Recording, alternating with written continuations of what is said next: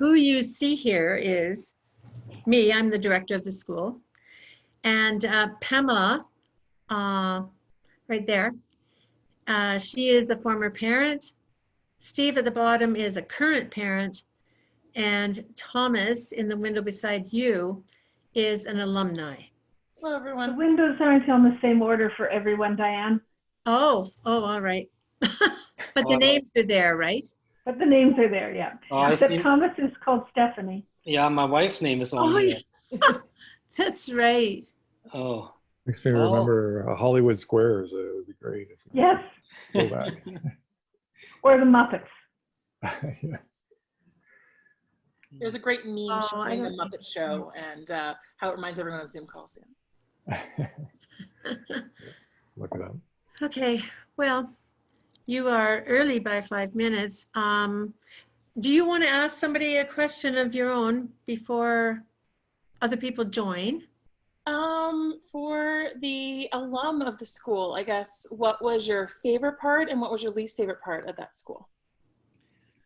Well, when I first joined the school, I was 15 years old. I came over from Germany, actually, as an exchange student, and I was living with a host family. So it was the first time away, from my family and, in a foreign country, far, far away. And, I was concerned when I started high school, and I was not sure what to expect. I watched all the Hollywood movies, so I kind of had an idea, and I was a little worried about that. So when I started at Banbury, because it's a smaller school, I felt welcomed right away.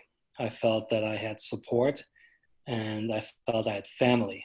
So I really enjoyed that. That was something that allowed me to succeed, and ultimately was a major force for my decision to stay and to go to university. And just like that, 20 years go by, which is crazy.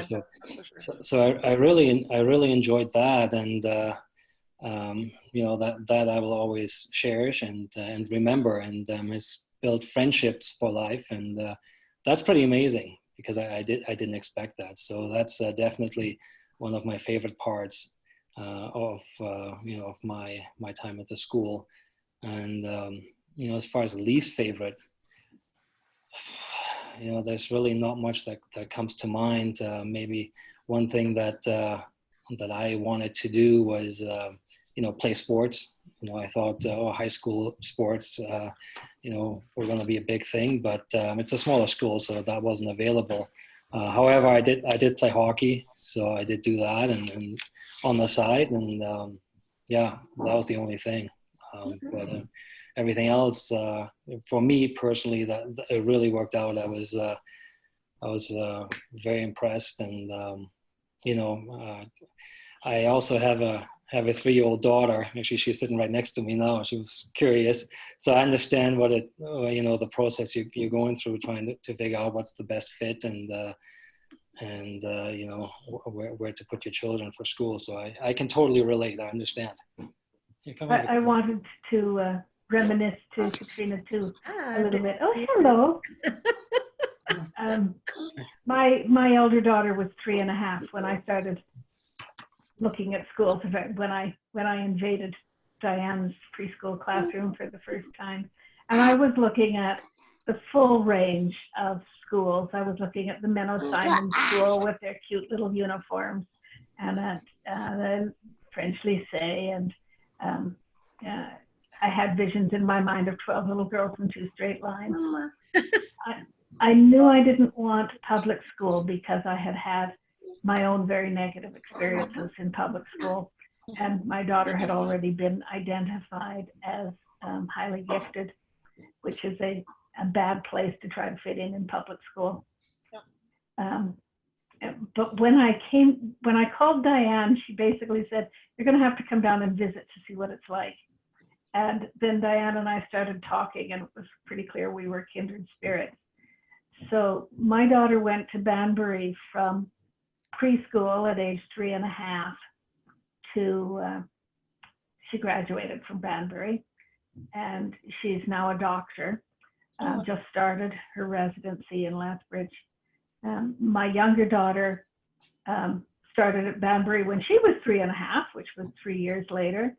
And she graduated and went to an apprenticeship with the Go Ballet. And after that came back to university and currently has an NSERC master's study grant to finish her master's degree in computing science. Excellent. Wow. And I'll just, I guess, do you want me to share too, Diane? Yeah, goodness. Sure, you For may as Katrina? well. We're looking at homeschooling actually, similar negative experiences on the public side. Plus there was a baby boom. This would be in '05. Our daughter was born, there was a baby boom. So there was already complaints about how overcrowded the schools were at that time. And we just knew it wouldn't work. And both our children one has been officially checked as gifted, twice gifted in the sense that there's a issue in math, but everything else is highly advanced. So that actually would have made things even more. She wouldn't have fit into a hole, a peg. She would have been pegged properly, probably in the public system. And then our youngest is likely well as well, just given the comparison. But so that we needed something a little different. We knew just instinctively. And my wife and I are both engineers now. As engineers, we think we can figure out anything. My dad's an engineer. I get it. Yeah, so not untrue. We can figure most things out, but this is something not to mess with. And so when we met at Banbury, I said when I saw the marketing material, it was actually at a homeschooling fair. Their material was massive and very impressive, and we're like, "What's that private school over there? Like, what are they doing here?" And so we looked on their website after with a pamphlet, and I've recounted this to Diane a couple times now. I said, I fell so in love with it. I was in tears that night reading everything about the school, that there could actually be a school that even existed like Banbury was amazing to start with. Then I immediately started getting worried about, well, we can't afford it. There's no way we can afford the school. It would be like twice as much as a regular private school. Then I started worrying about, well, it's probably overcrowded. Like it's probably like a waiting list 2 years long, and we're too late. I think we were already at almost coming up on age 4 by the time we're getting to this point. Then the third thing I thought, well, if those two aren't true, we won't get accepted. We won't be acceptable material. So, because they can choose the individuals. Unfortunately for us, we were acceptable material. The price is lower actually than most private schools even, and the fact that the school was for real. So that was all pretty amazing to us. And then so we've been there now in Katie. We didn't do preschool with either one of them. They just went into kindergarten. We kind of preschool at home, but we were fortunate to have a nanny at home. But we ended up with my daughter is 14 now, so I've lost track what grade she's in. Grade 9 now officially. 9, yeah.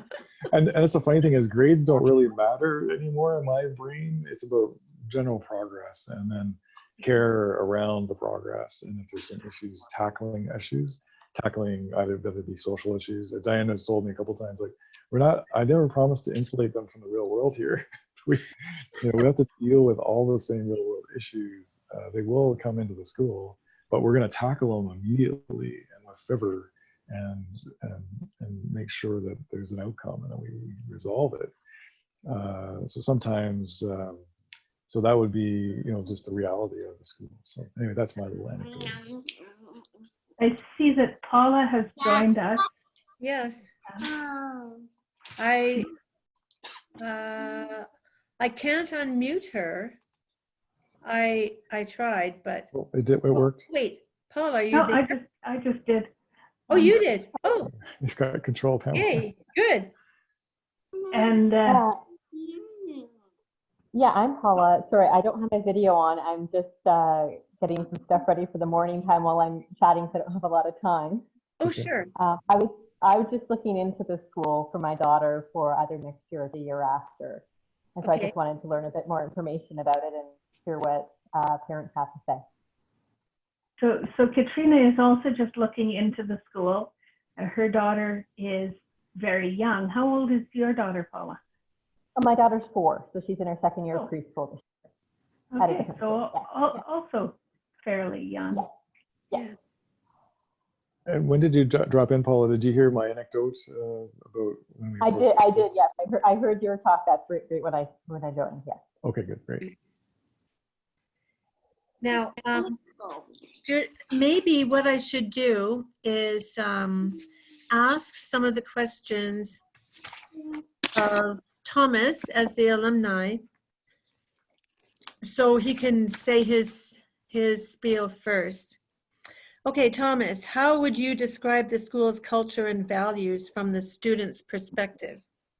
I think the best way to describe the experience as a student and from a student's perspective is, a culture of respect.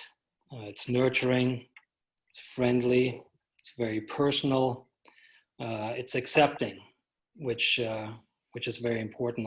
I found, it's a culture of positivity and proactive problem solving, which is something I really learned while attending Banbury, and that's something that those are tools that are become so valuable, especially further on in life. So that's probably the best way to describe the culture and the values of the school. That's interesting because in a way you partly answered the next one, which is how have your experiences shaped you and what you value in school, work, and life? Well, the experiences at Banbury, I think, equipped me with some very important tools.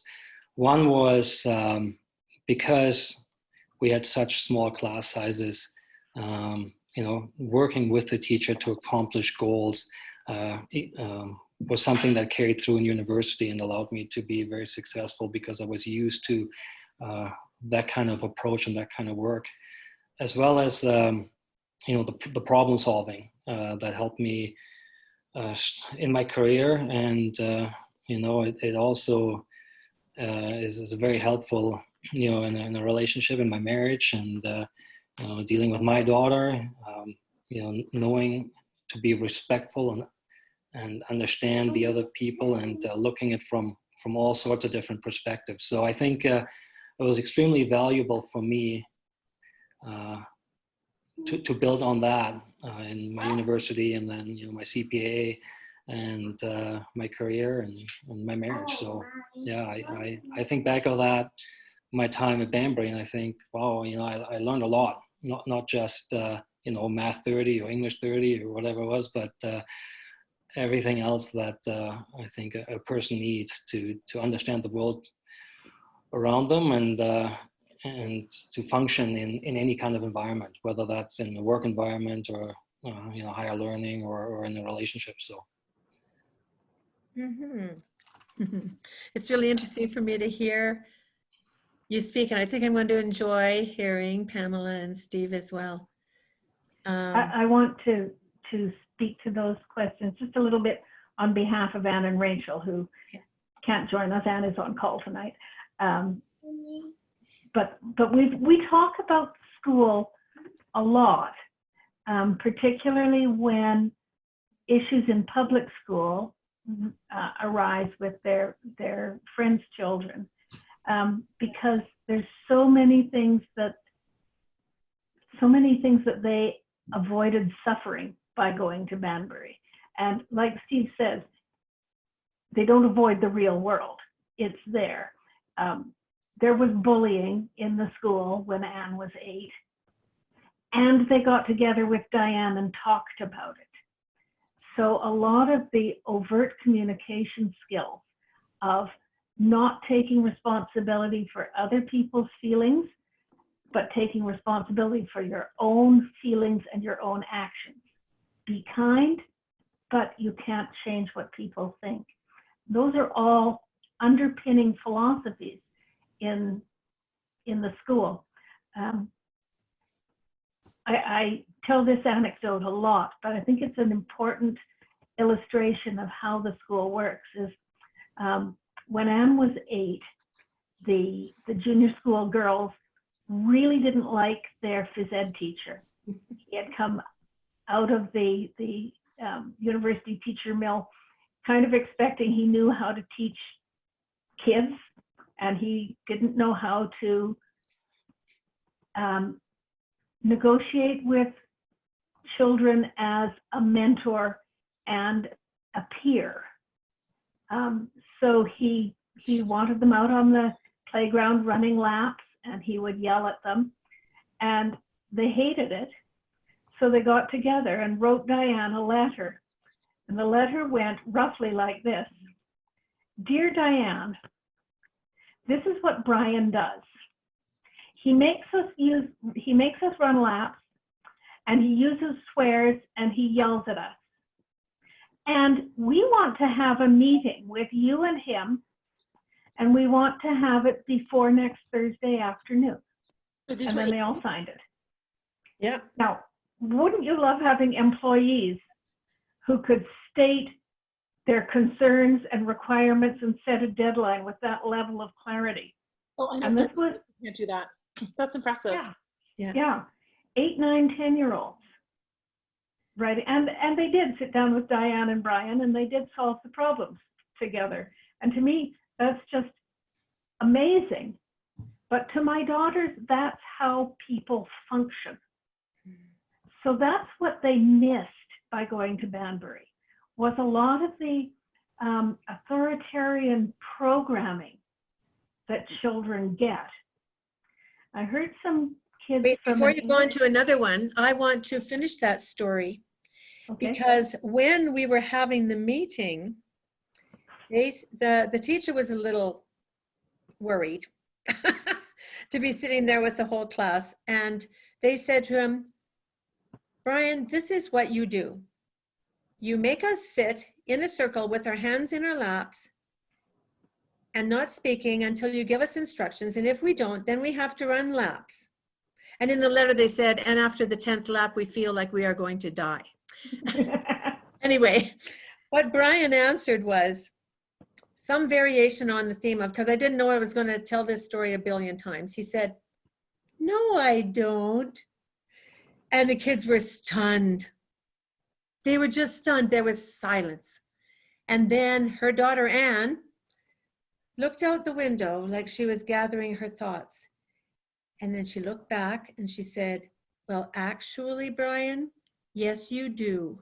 And let me give you 2 concrete examples.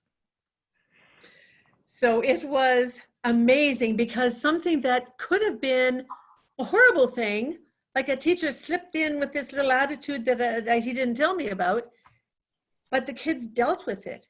And he learned throughout the year, because they weren't the only ones who complained about him. And every time they did, they had meetings with him. So by the time he left at the end of the year and moved to a small town, he was quite a different person, which is quite surprising, actually. It's wonderful, actually. I call that the Banbury effect right there. That's the best. Yeah, So, it is. Actually, I have, my financial advisor has spent a lot of time with me at school.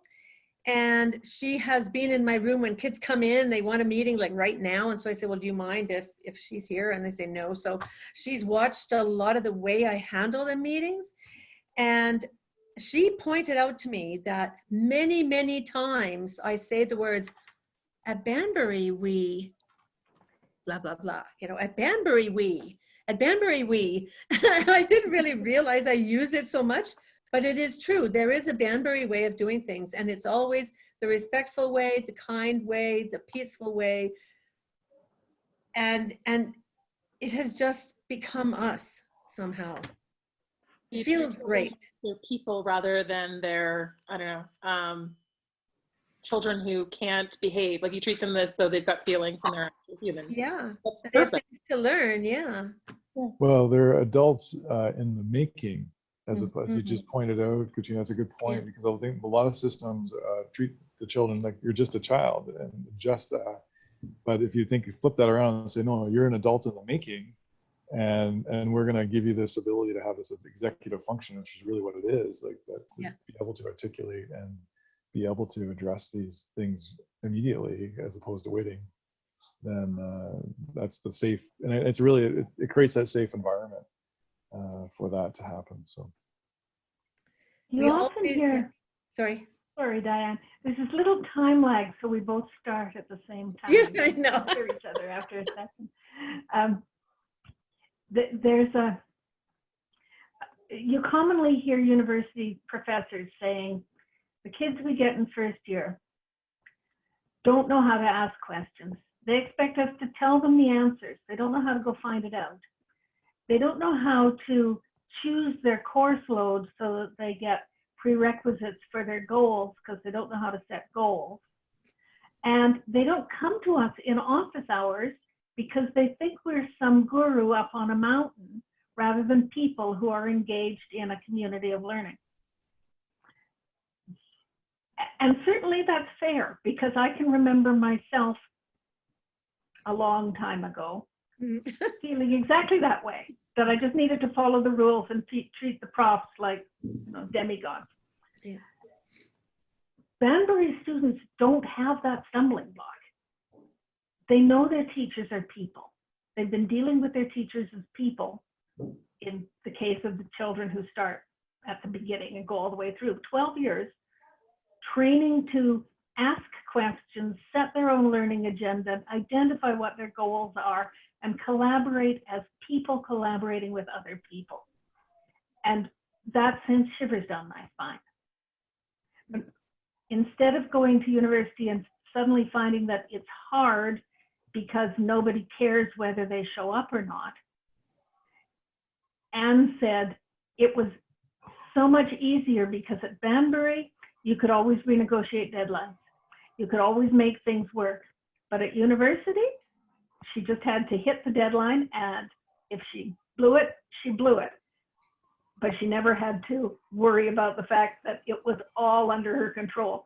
So actually, university was easier for her than high school. I wondered why she said that. She told me that Banbury was harder than university. I came up with my own explanation, but I didn't actually get around to asking her what it was. Yeah, no, that was what she explained to me. The other thing I think that I'd like to point out, and you guys there should be a big red button here that says "Shut up, Pamela." Rachel, as I said, when she left the school, left for a year in Vancouver with the Go Professional Youth Ballet. And all of the time she was attending high school, she was also dancing in Calgary's youth ballet company, Jeunesse Classique. And Anne danced in Jeunesse too, but Anne was crippled when she was 15. And so that put an end to her dancing career.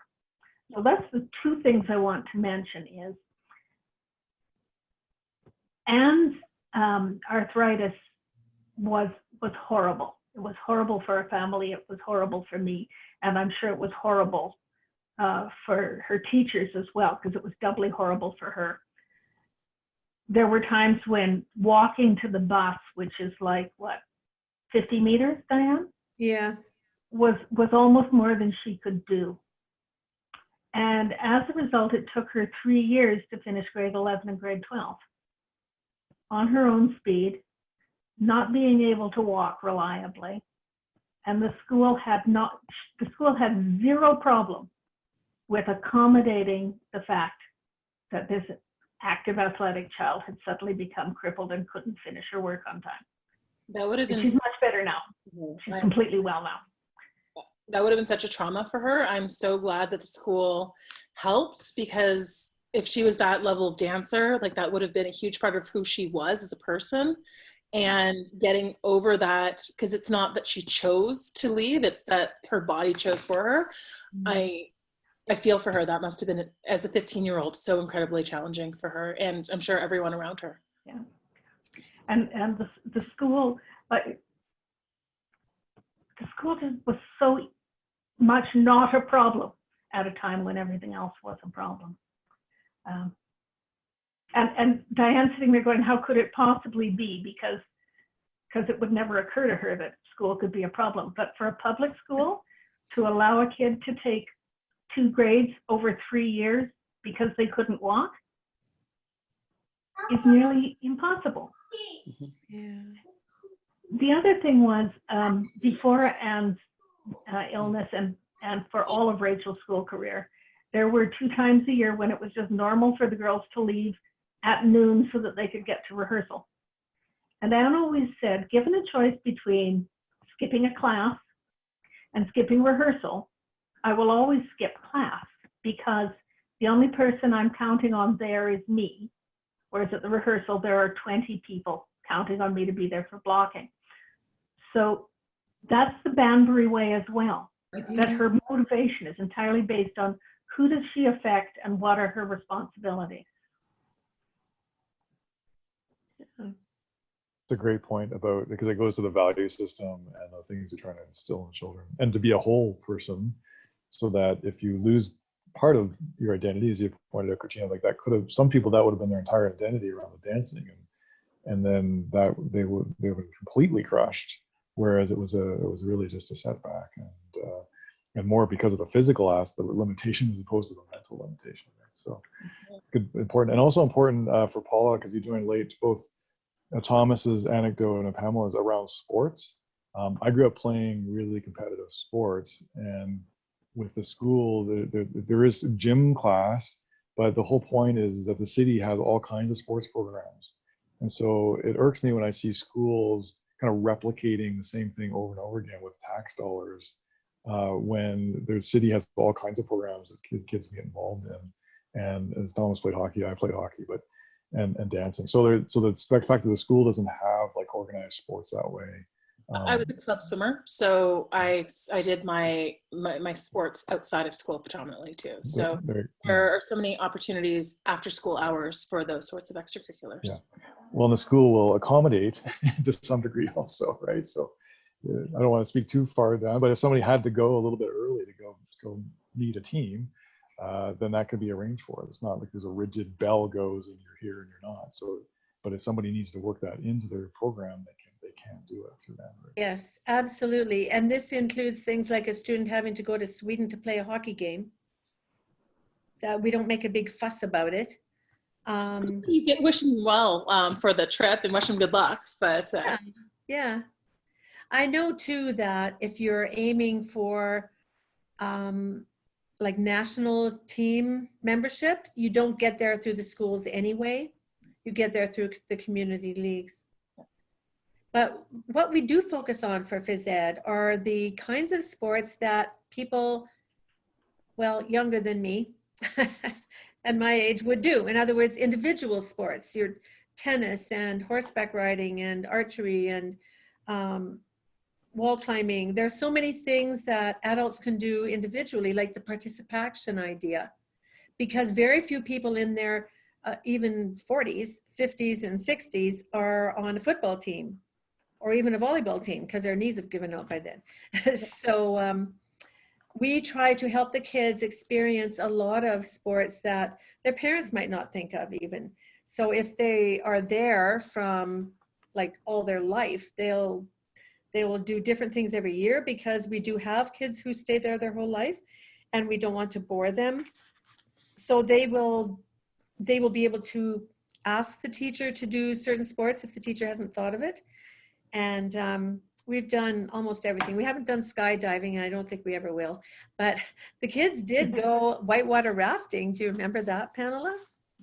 They did. I do vaguely too. I do remember that.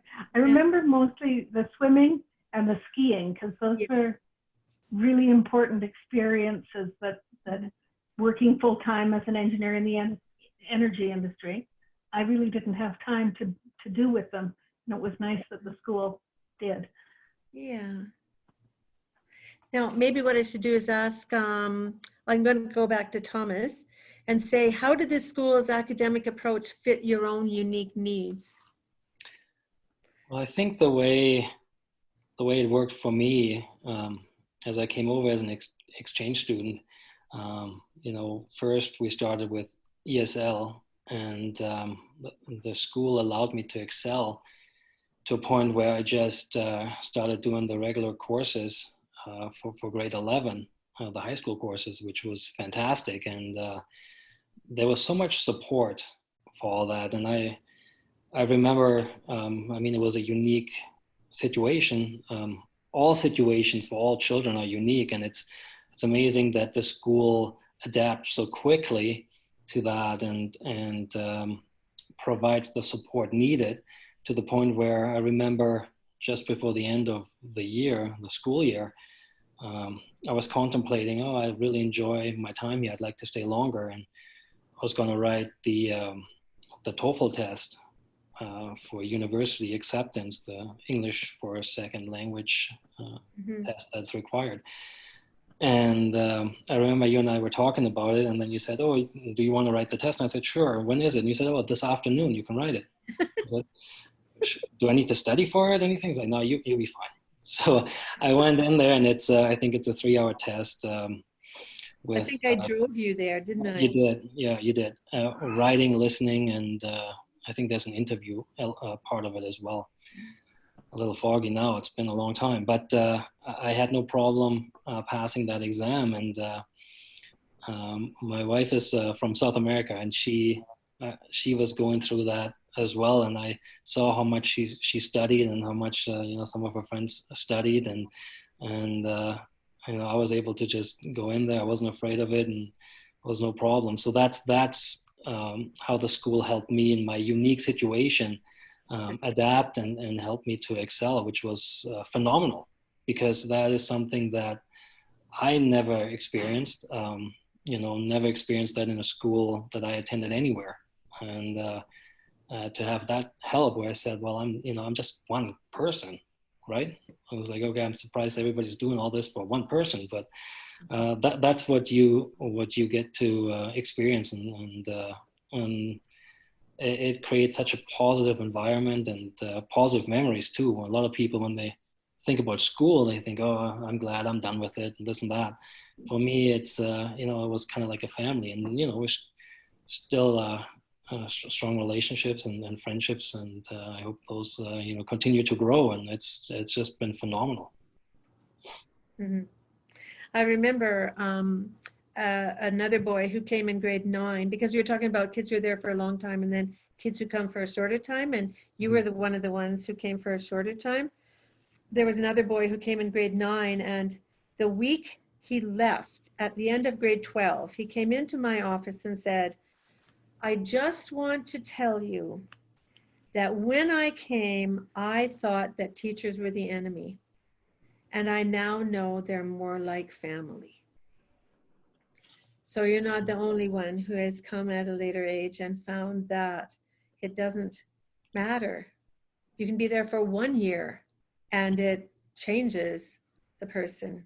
Yeah, well, I recall this was in grade 12, and we're just getting ready for the provincials for math, and I still had some work to do in order to finish my last module, and I think I had about a month to write the exam for the last module, then write the final, and then write the provincial exam. And Sandra was my teacher at the time. I still think about her once in a while, and I say, oh, how are we going to do all this? What are we going to do to do all this? And I said, well, I'm not really sure. It's a lot, but we were working together. I remember we got together, Dave and I and her, and he was in the same boat, and we were there on Saturdays. She took time after school, and yeah, we made it through, no problem, which was incredible. But I mean, how many teachers can you ask to help you and meet you on a Saturday or a Sunday to get you through your provincials? I've never experienced that. Yeah. It was phenomenal. So yeah, she was great. Yeah. I'm really happy that you have these memories. Yeah, no, absolutely. Okay, I'm going to ask a parent. You can answer if you like. How did the school surprise you? Who wants to answer that? I told you my surprises already that it wasn't any of those That's three true. things that I Okay, was Pamela. afraid of. Yeah, well, surprisingly, it didn't provide 12 little girls in 2 straight lines. Um, Diane and I have argued over a whole lot of things over the years. And I should mention that I was always right, even the ones we had. Actually, I was thinking, we did? What about- Okay. Your discussions, yes. Yeah, I guess so. Diane told me the first time we went in there that they didn't do reading with 3.5 to 4-year-olds because she'd never known a 4-year-old who actually learned to read. You mean a 3-year-old? A 3-year-old who they actually, to read, yeah. So that changed. I won that one. She did. Both her girls learned to read at 3. And I'll still say that to this day, they're the only ones. Except I've heard of another one who did. But I think that was one of the surprising things with Rachel was at 3, Rachel was convinced that what you do when you go to school is learn to read because Anne could read. Anne is 3 years older than Rachel. But as far as Rachel was concerned, the only difference was Anne went to school and she didn't. So on the first day, she started asking her teacher, Annie, when the reading lessons were. And Annie kind of said, look, this is kindergarten. There's a water table. There's a sandbox. There's a cozy corner.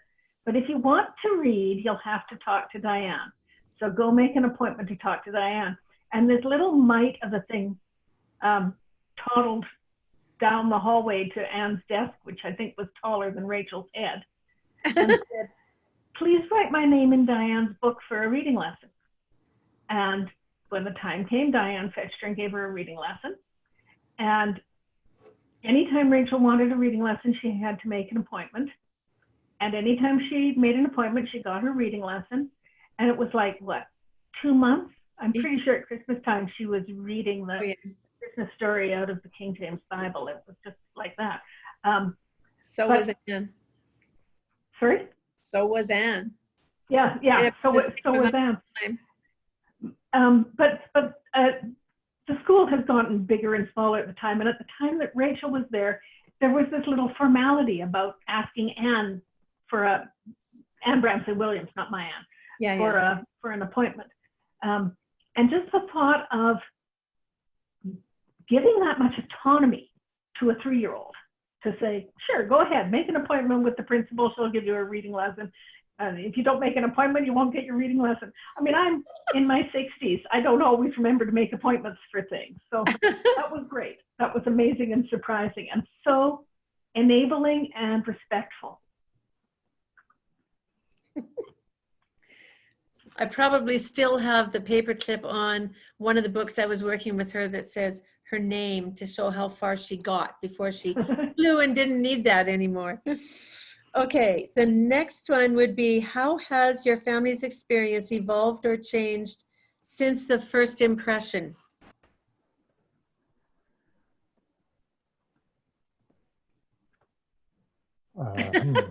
Since sorry, that was more about family impact, you think, or is that the? Yeah, how has your family's experience evolved or changed since that first impression of the school? I think, well, back to the Banbury effect for sure. I think, I mean, there is the parent effectiveness training kind of module and Alfie Cohen and stuff that, that formally, that kind of, if you're trying to find the formal aspects of it. But I think that's a big part of it, is that when you try to live and breathe the value system around, you know, what does self-directed mean? What does it mean from all this, the idea of, Thomas said, you know, respect and like I said, I can only summarize it as you're assuming that this is an adult in the making. They're not children to just do what you tell them to do. And don't bug me and go put them in a corner. So I think that has, we were already predisposed to all of that. And my wife had practically done her PhD by the time we got to this point. And because we were trying to figure out curriculum for ourselves. So to have a school that embodied all of this and then actually kind of pushed us, I think, even further into the thought process around what does this all mean? It's infused our family, but I just take it for granted now. I don't really have to ask the question to actually make me think about it.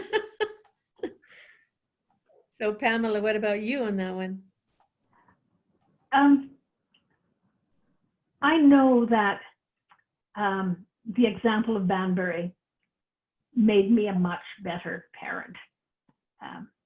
And the first thing I did after I talked with Diane that first time was go read Summerhill. Oh.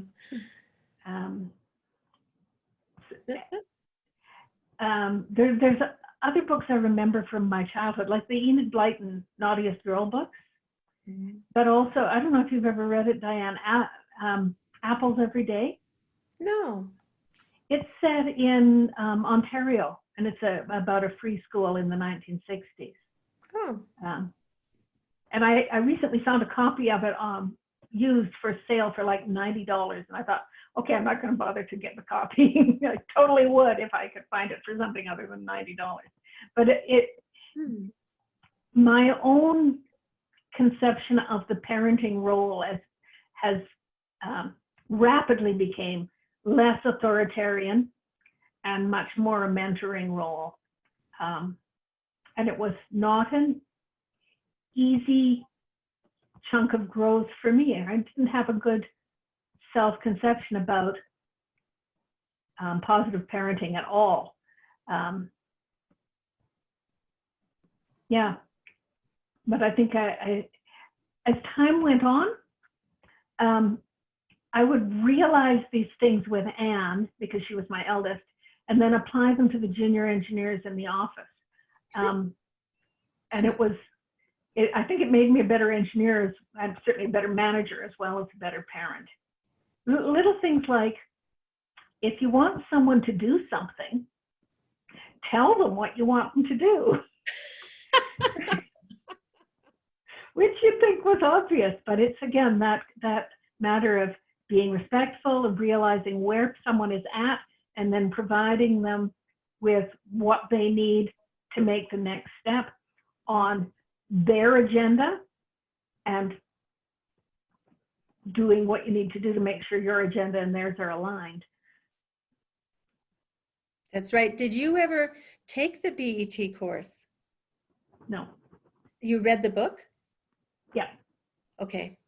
Because and this is kind of nice, because I always saw you as the kind of parent that PET was trying to project, because respect is the number one value, which means that we see children as people, like you said, Steve. They're people. They have feelings, hopes, dreams, fears, and goals. And the only difference between children and us is simply the number of years we've been on earth. We've had more chance to read and talk to people and go places and see things, but that's the only difference. So treating them as people absolutely has to be there. And when I think that one of my goals in starting the school in the first place was to provide a place where children could be happy while they're learning, well, you have to respect them or they won't be happy. Well, and then they know what it looks like and they respect you back. Yeah, and I think there's so much knowledge now. Pamela, you mentioned about your reports, right? Same with me. Yeah. But you end up, and my wife and I both executives, which is why we needed a school. Homeschooling went out the window. But this idea of a safe work environment is a big deal now, and Google found that out. A few other studies have come to the same conclusion, that the most the happiest work environment is one where people feel safe. And people only feel safe if they feel a fundamental respect, and that they can make mistakes, and there'll just be a meeting about it and we'll explore it. We're not going to point fingers or make you sit in the corner. We're going to just explore this. And if you come open-minded to that, then you're going to be okay. It's going to work out. And I didn't actually take parent effectiveness training either. Prudence, I think I don't know if she went through it. We have the book around here somewhere. But for me, I think, Pamela, the idea of a mentor worked for me, because when it comes down to, like, if there's some like push back around getting some work done. I'm like, I'm just here to help you out. This is all got to be done by the time you're 18. The law just says I have to help you right now with this. So especially now that we're homeschooling for a little bit in the fall, but so we're getting our dream come true. But it's like I'm helping you to achieve whatever it is you want to achieve. And they're like, they sort of, you can just see even in my kids who are, like I said, predisposed to all this, that it flips everything around. We're mentors. We're not, yes, we're parents, and we're going to keep you out of trouble, and we're going to draw the line at safety. You know, you're not allowed to just go run off into traffic and all the rest of that. But our kids don't, so that's good, I guess. And that's one of the reductions you often get from people who don't want to contemplate positive parenting. Is, you know, if you do all this positive parenting stuff, your children are going to run into traffic and die, and that's a real misrepresentation of what it's about.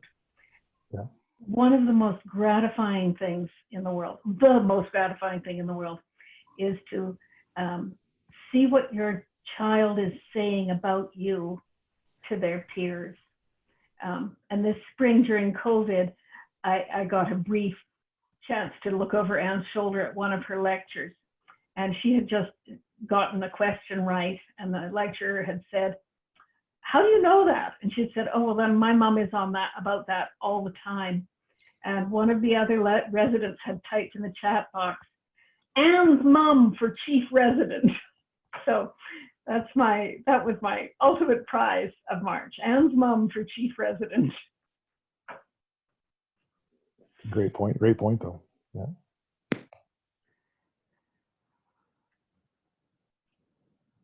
About 8:45. Oh, Diane froze. I was gonna say, I'm like, I think she's frozen. Yeah. Oh dear. You look very thoughtful. Froze. Is there any questions you have directly, Paula and Katrina? Just for I about guess 1:45. the one question is probably more for Diane. Like, what has the school been doing since COVID? I know I know it's small class sizes to begin with.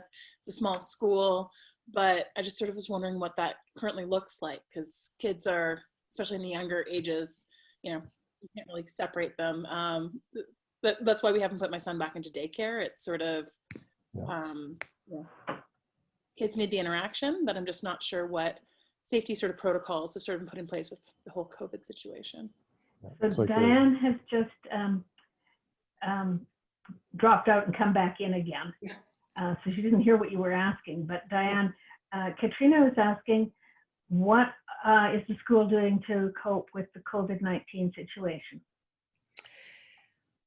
Well, first of all, our school is small enough that we've actually been able to socially distance the students. We changed over all our furniture thanks to the society. We bought new desks for the children, individual ones, and chairs. And so in every classroom, they have enough desks and chairs for about 5 to 7 kids. And they're all socially distanced. They all wear masks, and they don't even protest, even the little 3-year-olds. And the little guys are good too for the full day? Yeah. Well, they take them off if they're sitting at their desk and they're not moving. They can take them off then. They take them off when they go out for recess. We've been trying to take them out for as many things as possible. We have started mindfulness classes for them. For the younger kids, they all do it together and they go outside for it. For the older kids, they ding the bell for a mindfulness time, and each individual who wants to do it in their class will just simply do it. So it's less formal, because last year they had a whole year of doing it together. So they've gone outside for as many classes as possible. That's one thing. Now, of course, when it gets to be snowy, that will be different. But we ask them to, for the last month and a half, we've been asking them to bring a sheet filled out that the parents fill out saying that they do not display any of the symptoms, and then we take their temperature. And actually, one girl went home today because she had a temperature. That was the first time that happened. I don't know what she has the temperature from. We've been lucky so far. We've been, the teachers have been, and so have the office staff, been sanitizing the doorknobs and all the the high touch areas and every hour. And the cleaners who we used to have in 3 times a week are now coming every day. And so we've all been very careful. It's just easier with a small group. Oh, for sure. And we don't have any strange parents who come and try to pull the mask off the principal because they're mad they have to wear them, which is a story I heard about another public school, which was very traumatizing because the police had to come. But that wouldn't happen with us. So. I saw the report last night. Is it true? Some of the schools have multiple cases that they're allowing them to stay open. Like they're stretching those original rules, it seems. There's up to 5 cases in one school. Oh, really? So, yeah, it's really weird for me to see that. But I mean, there's constraints here, right? Like people closing these schools is going to cause a bunch of problems. So I know. And Katrina, just to add to that, so there's also the option for kids that do want to homeschool. So there's a couple of us that I'm working on my doctorate right now, and I just have to be home this fall anyway, and with no need to work. So we're living the dream of the homeschooling. I guess I am anyway. My wife is full on working around the world, around the clock on her own projects with renewables. But I'm getting great support. So I do regular call-ins with the teachers, and we have all the materials on Friday. Well, tomorrow morning I've got a little bin, and I drop off a bin, and I pick up a bin of materials, and otherwise everything's digital anyway. My daughter works mostly digitally at the high school level and has her regular calls with her mentor and her teachers. And we're gonna have a group chat, mentor and parents next week to check in after the first month, make sure everything's going okay. And yeah, I answer her questions, but she's so this age, I'm a little worried because I don't really do much. I don't have to check on her. She's just like, you know what you're specifically working on? And she's like, yeah, I do. And then she had a couple questions actually this week, so I felt good because I could help her with a question. But she's very self-directed. Whereas my youngest, kind of like, we're doing this now, Max. You got a choice of 3 things, and you got to pick one of these things. And at school he would normally have to plan his day anyway. There was a board where he had to kind of, okay, here's what's available today, and make a little plan for the day, and then you do self work that plan, and then check in at the end of the day. So we're missing that kind of formality around that, which I noticed, which I think was before helping him, and now I'm responsible. So I'm not sure I'm the best or most responsible person that way, but anyway, I know what we were doing. We check in, and we just crank through the work, and then we have lots of. So we were fans also of unschooling. So Diane, I was telling the teachers, Karen and Dawn, I pulled out our unschooling book off the shelf. I've been cleaning up all the shelf.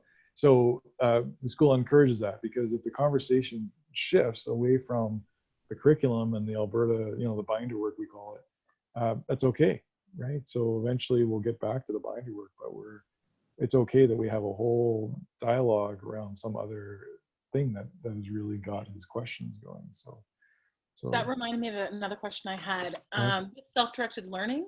I know that you want to make sure that the kids learn all the different subjects. Is it like an integrated approach that you take? Do you have different blocks for different subjects? How do you sort of incorporate the self-directedness with also having some content that, kids might need before they get to high school or before they get to university? Who wants to start? Do you want me to? It's yours, Diane. Maybe I'll start with what Okay. I experienced, and then Diane can correct any misapprehensions I might create.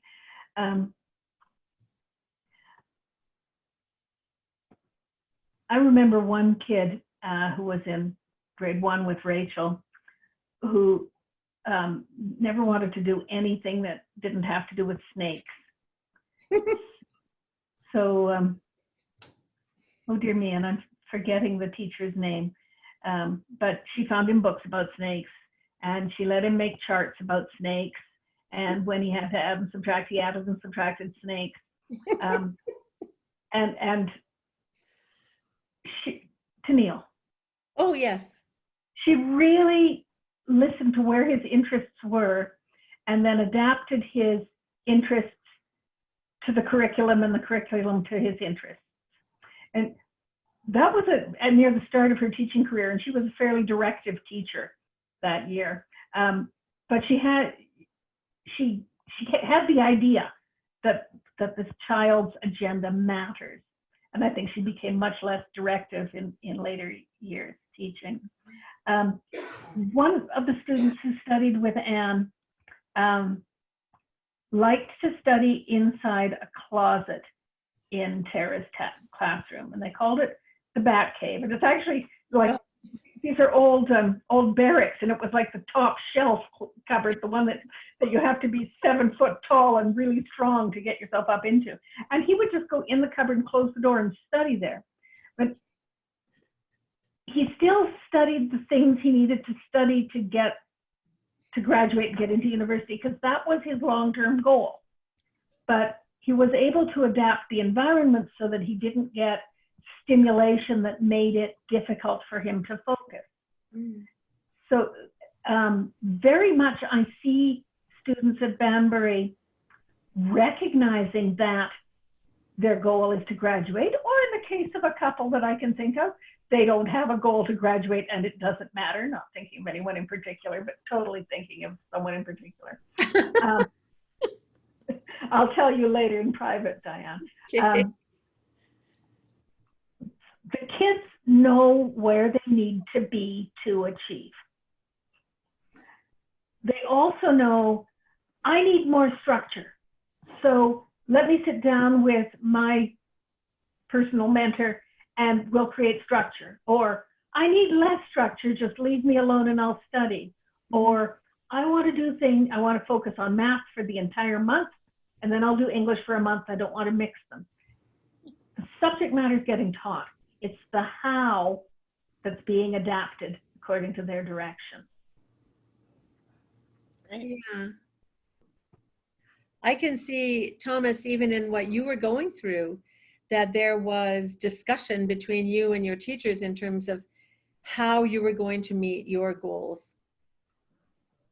Yeah, we had an ongoing discussion in order to meet the deadlines, and in my case, it was the provincials that I wanted to write, and yeah, we brainstormed and figured out a plan to succeed. And like I said, she offered a lot of help, outside of the regular school hours. And I remember that we met at the school Saturdays, I think for 4 weekends in a row, just to get ready for the provincials, and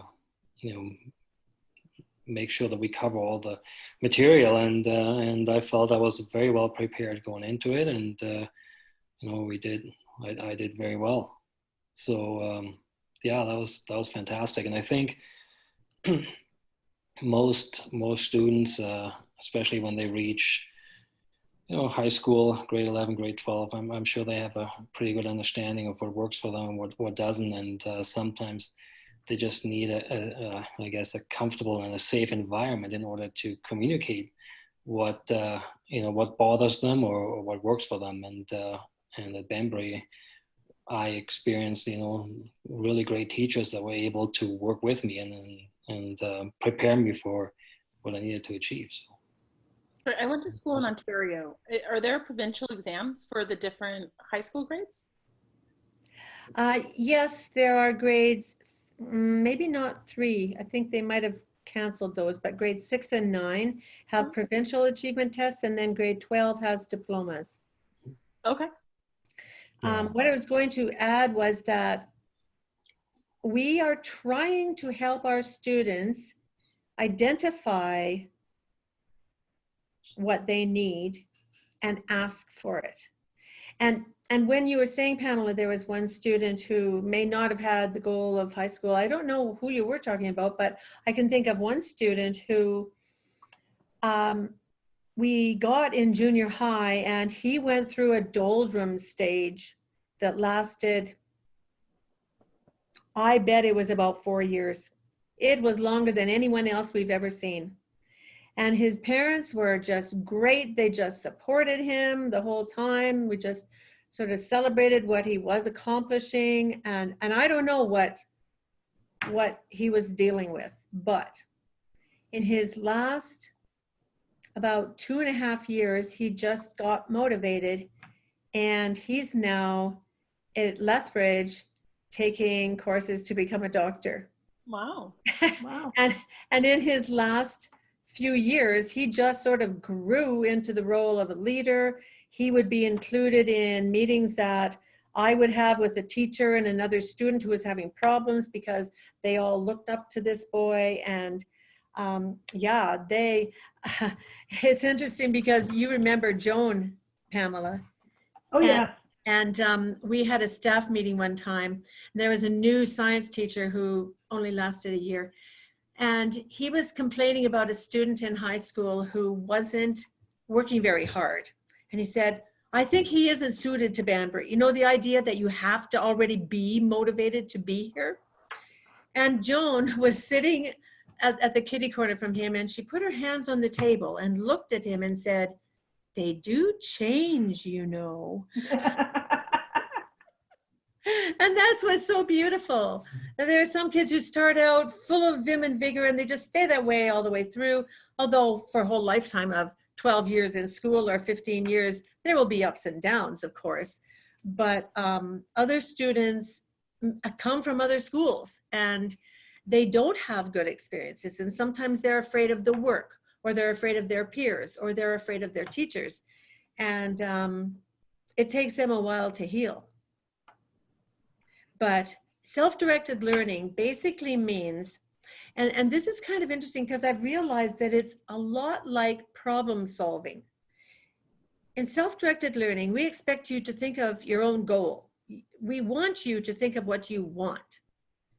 And then you have to analyze it to figure out where you're at and what you're going to need to do to get there, both physical resources and help from other adults.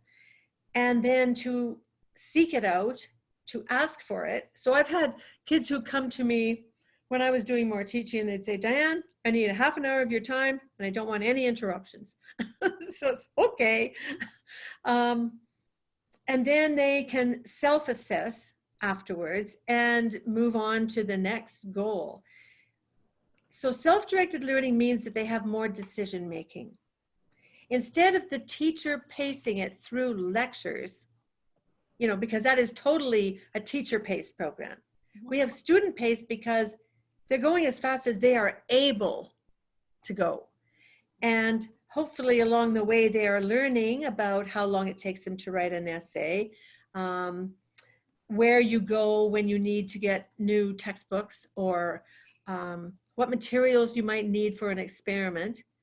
And we're helping them to ask for what they need, because that empowers them. And really, parents and teachers have to try very hard to give their children choices, because at the age of 18, they are making all the most major decisions of their whole life. And you can't just raise them as though they're obedient nothings, and then all of a sudden say, okay, now make all your own decisions. So we try to give them small decisions as they go along, little ones. And one of them is scheduling, that they schedule themselves. And even a child who is 6 and starting grade 2 early, they have no problem with that, because the scheduling for the grade 2 to 6s is they give them sheets every week, and they give them 5 sheets for every day, and then another sheet for the total overview look. And every day they decide when they're going to work on which subjects, and they're working within the schedule that is chosen, because it's the ones that the teachers have to show up for: drama, music, French, Spanish, phys ed, art. So they're working within that schedule, but what they're choosing is the main core subjects: English, social science, math. And we want them to get to the stage where they say, I should never do math first thing in the morning. I've heard that from like a child who's 9, right? So when they know that, and they keep doing it through junior high, and all of the kids that we have that start in elementary and then move up to junior high, they always astound the teachers there because they do so much work. And I remember Joan saying when Anne started junior high with Alex. She said, I've never seen kids do so much work in the first month of school before. So, because they're used to that, they take charge and they're able to set their own schedules. We have other kids who come in grade 10 from another school and they've never done it. And they go to the teacher and say, please, will you help me make my schedule? Of course, we've always allowed them from the beginning, even when Thomas was there, to change their schedule. So they may have one, but throughout the year, they may change it 7 times because they see it doesn't work for some reason or another. One thing that Diane's mentioned a few times, and I think it's important, is that the community of children at the school set powerful norms so that when new children come in from the outside, they have a community structure that's informal. It's not mandated, it's not created, but it's the example of children who have spent years at the school taking responsibility for their actions and knowing that teachers aren't the enemy. Yeah. So when the stranger comes in from junior high school in the public system, feeling resentful of teachers and thinking it might be cool to skip every class, there's no one to encourage them. Yeah. As a matter of fact, there is a woman on the board of the society, and her son, when he came in grade 7, had been very unhappy. He'd been at a school for gifted kids. And when he first came to look around the school, he looked mad. And I thought, oh boy, what are we getting into? But he just sort of melted into being at Banbury. And we had another student who came for a very short time, and he was being very annoying. And this boy said to him, you know, nobody's going to like you if you do that here. And so when you have a student giving another student that kind of message, it is very powerful. And I remember, Thomas, there was a student that was in your cohort that you told me about this. I don't know how the subject ever came up, but you said, yeah, I said to so-and-so, you get angry really easily. Do you remember that? No, no. It was Chris. Oh, it was. Oh, yeah. Oh, yeah. There were several discussions there for sure. But that was so amazing to me because you were a student, a boy, talking to another boy about emotions, about behavior. And that is not that common. I was very proud of you for doing that. I don't think I ever told you that, but now I am. Yeah, it's a great opportunity. I was worth it just to have this moment tonight. Yeah. But you're getting at the Banbury effect that I was mentioning earlier, because they, as you mentioned, they either they just suddenly they have the psychological safety and they come in into this norm that Pamela was saying. Now, there has been a few incidents, Diane, where they don't. And what happens is it's almost like an immune system where they know they have to leave. They just, because we're not going to change them. We can't change people fundamentally, but they just know they can't. They're not going to be, with their behaviors or their attitudes are just, if they're not able to just feel safe and come into it, they just have to leave. Yeah. But at least they don't leave before we've tried really, really hard. We try. This is where Diane and I might disagree. We try a bit too hard, I think, sometimes. Yeah.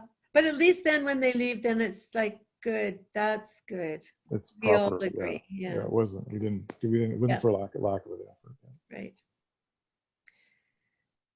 Just after 9 o'clock, just for time check. Yeah, I think we've had enough. I don't know if, Paula, did you have any questions you wanted to ask? Are you still there? Yes, I'm still here. No, I really just wanted to get an impression of the school. I'm just in the early decision-making process right now. Did we leave an impression upon you? Yes, definitely. A good impression. Oh, great. Okay. Good. Well, the next step, it would be for you to come and see this school, see it in action. Sometimes I think you have to see it to believe it. With that, like with tours, do you encourage like with little ones coming too, or what's sort of your policy on that next? Well, normally, yes, we do. And if they're really little, I leave them in the preschool room. He's 3.5. 3.5? Yeah. Yeah. And as long as there's been no COVID in your household and, you know, all those kind of things, we could still do that. So you need to phone the school, Okay. and that's at 403-270-7787. It's on the website, right? Yeah. And just book an appointment to come in. Perfect. Thank you. I really appreciate all of your time tonight. You guys have been absolutely wonderful sharing your experiences. Thank you so much.